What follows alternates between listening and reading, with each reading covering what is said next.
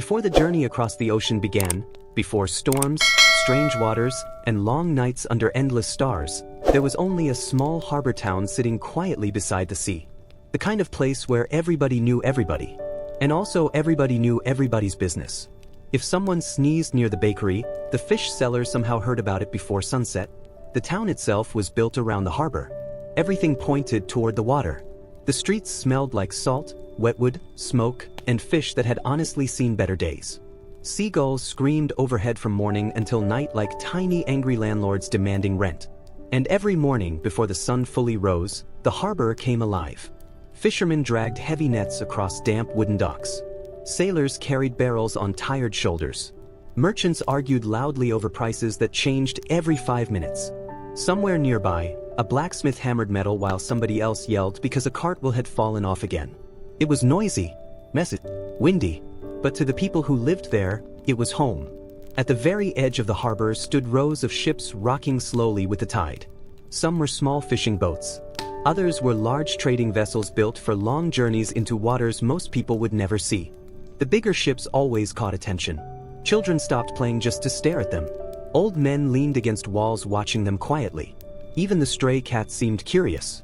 Because those ships carried stories. Stories from places far beyond the horizon. Places where the air smelled different. Places where fruits grew in strange shapes. Places where people spoke languages no one in town could understand. And sometimes, the ships returned with sailors who looked older than when they left. Men with weathered faces and tired eyes. Men who spoke slowly, like part of them was still somewhere far away across the sea. Some came back rich. Some came back broken. And many never came back at all. That last part was important, because in those days, crossing an ocean was not normal. It was dangerous in ways people today can barely imagine. Once a ship disappeared beyond the horizon, there was no quick message. No rescue team. No weather forecast warning about storms ahead. If something happened out there, that was it. The ocean kept its secrets. In this town lived a young man named Elias. He was not special. Not yet anyway. He worked near the harbor helping repair fishing nets and carrying cargo when extra hands were needed. Hard work. Splinters every day. Back pain before the age of 30. A very classic historical experience. But Elias loved the docks. Not because of the work. Because of the stories. Whenever sailors returned from long voyages, Elias listened carefully. He would sit near barrels or crates pretending to work while secretly hearing every word. Some sailors talked about islands filled with birds so loud you could not sleep. Others described oceans that glowed at night like blue fire. One old sailor claimed he once saw a whale larger than a church. Nobody believed him. Not even slightly. But the story improved every time he told it. At night, the taverns near the harbor became crowded with travelers. Smoke filled the rooms. Cups slammed against wooden tables. Somebody usually played music badly in the corner while exhausted sailors told stories that mixed truth with imagination. Elias loved those nights. He heard about freezing northern waters where ships became trapped in ice. He heard about tropical ports where rain fell so hard it sounded like stones hitting rooftops. He heard about storms that swallowed entire fleets without leaving behind even a single floating board. And every story pulled his thoughts farther from the little harbor town. Because the truth was simple. Elias wanted to leave. Not because he hated home, but because the horizon bothered him. Every day he watched the sea stretching endlessly westward, disappearing into mist and sunlight. And somewhere deep inside him grew the uncomfortable feeling that the world was much larger than the streets he had known his whole life. That feeling can be dangerous, especially in a harbor town. One evening, Elias sat near the docks watching workers unload cargo from a trading ship that had arrived just before sunset. The vessel looked exhausted. Its sails were patched. Parts of the wooden hull were dark from seawater and age. The crew looked even worse. One sailor walked down the dock holding his side like he had personally fought the ocean and barely survived. Another stared silently at the ground for several minutes before kissing the dock itself. Honestly, fair reaction. The sea was terrifying. An older sailor noticed Elias watching nearby. "You thinking about joining a voyage someday?" the man asked. Elias hesitated. "A little." The sailor laughed softly. "That's how it starts." The man sat beside him on a coil of rope, stretching tired legs. "Everybody dreams about the ocean when they're young," he said. "Then they finally meet it." Elias asked him what it was like far from land. The sailor looked toward the dark horizon. At first, he said quietly, beautiful. He paused. Then eventually you understand something. What? You are very small out there. The wind moved through the harbor. Ships creaked against their ropes. Somewhere nearby, gulls screamed over scraps of fish. The sailor continued. You can sail for weeks and see nothing but water. No trees. No houses. No roads. Just waves. He shook his head slowly. Makes a man think strange thoughts. Elias listened carefully. Then why keep going? He asked. The sailor smiled a little. Because once you've seen what's beyond the horizon, it becomes hard to stay in one place. That sentence stayed with Elias long after the conversation ended. Over the following weeks, he noticed the harbor differently. Not as a home, but as a doorway. Every departing ship suddenly felt important. Every map in merchant offices became fascinating. Every sailor looked like someone carrying pieces of another world. Meanwhile, his family noticed the change too. His mother caught him staring at ships instead of working. His father warned him that the sea took more than it gave. And honestly, his father was probably correct. But warnings rarely stop curiosity, especially young curiosity. At night, Elias began walking alone along the shoreline outside town. He watched moonlight shimmer across the dark water while cold wind rolled in from distant places he could not imagine. Somewhere out there were storms, unknown lands, dangerous coastlines, and journeys with no guarantee of return. Most people heard that and stayed safely home. But for Elias, it only made the ocean more impossible to ignore. By the end of that winter, Elias had stopped pretending the idea would fade away. It did not fade. If anything, it became worse. Every morning he woke to the sound of harbor bells and creaking ships, and every morning the same thought returned to him like a seagull stealing food for the 100th time. The harbor town suddenly felt smaller than before. The streets were the same. The market was the same. Even the old fisherman near the docks was still yelling at people for reasons nobody fully understood. But Elias had changed. And once a person begins imagining distant shores, ordinary life starts feeling strangely quiet. So when word spread that a large trading vessel was preparing for a long western voyage, Elias paid attention immediately. The ship was called the Lantern Bird, a slightly strange name for something made almost entirely from damp wood and anxiety. Still, she was impressive. 3 tall masts rose above the harbor like a small forest. Her sails were folded tightly against the cold wind, and workers moved constantly across the deck carrying crates, barrels, ropes, tools, and enough supplies to survive months at sea. Because that was the reality of ocean travel back then. Once you left shore, there were no stores, no fresh food deliveries, no stopping for just one quick thing. If someone forgot an important tool halfway across the ocean, well, unfortunate.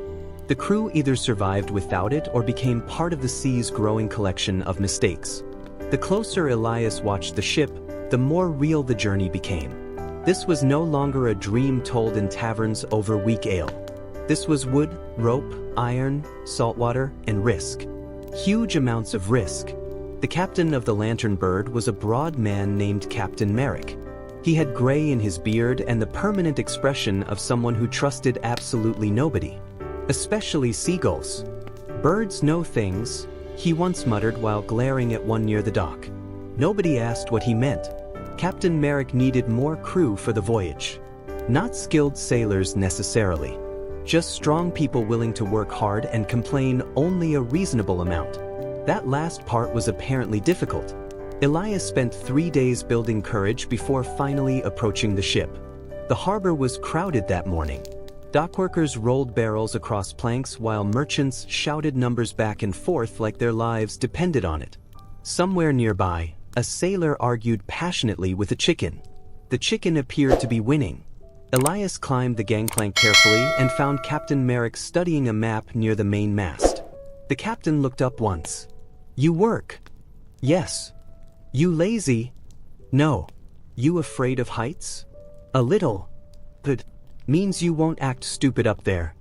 That was apparently the interview. By sunset, Elias officially belonged to the crew of the Lantern Bird. And just like that, his old life began slipping quietly behind him. Over the next several weeks, preparations consumed the harbor. Long-distance voyages required endless supplies because sailors had no guarantee of reaching land quickly again. Every inch of the ship mattered. Workers packed cargo tightly below deck while crew members checked ropes, sails, barrels, and navigation tools again and again.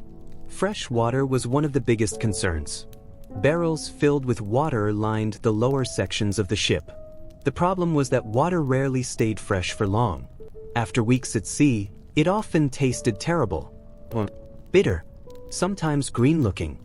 A truly terrible beverage experience. But sailors drank it anyway because the other option was dying of thirst, which most people considered slightly worse. Food was loaded next. Salted meat, dried peas, cheese hard enough to survive a war, and hardtack biscuits. Now, hardtack deserves special attention because it may have been one of the saddest foods ever created. Imagine a biscuit made from flour, water, and disappointment. That was hardtack. It lasted for months because even mold looked at it and decided not to bother. Sometimes sailors soaked it in soup just to make chewing possible without losing teeth. Still, it kept people alive. Usually. As preparations continued, Elias learned quickly that ships were floating worlds with strict rules. The captain ruled everything. Below him were officers, navigators, carpenters, cooks, and sailors ranked by experience. Everyone had a task. Everyone had responsibilities. And if someone failed during a storm, people died. Simple as that. One afternoon, Elias helped load spare timber into the ship while an older sailor named Tomas explained life at sea. "The ocean hates carelessness," Tomas said while tightening rope around cargo. "That sounds dramatic." "It is dramatic. I once saw a man lose 3 fingers because he tied one knot badly." Elias blinked. 3 fingers from one knot? Tomas nodded calmly. The sea moves fast. That sentence stayed in Elias' mind. Because despite all the excitement around the harbor, fear had quietly entered the picture too. Real fear. At night he began lying awake listening to waves outside his family's home. Sometimes he imagined storms tearing apart ships in darkness. Sometimes he pictured himself drowning in cold black water while nobody could help. And honestly, those fears were not unrealistic. Ocean voyages during that time were incredibly dangerous. Ships vanished constantly. Storms wrecked fleets. Disease spread quickly aboard cramped vessels. Sometimes sailors simply disappeared overboard at night and were never seen again. The ocean did not care who you were. That truth became especially painful during Elias' final week ashore. His mother stopped arguing with him about the voyage, which somehow felt worse. Instead, she quietly helped prepare his belongings. Extra shirts, wool blankets, small sewing needles for repairs. Tiny practical things mothers think about because somebody has to. His father barely spoke at all. One evening the two sat outside watching fishing boats return through golden evening light. Finally, his father sighed. "You still have time to change your mind." Elias stared toward the harbor. "I know. You understand you may never come back?" There was the sentence nobody wanted to say directly.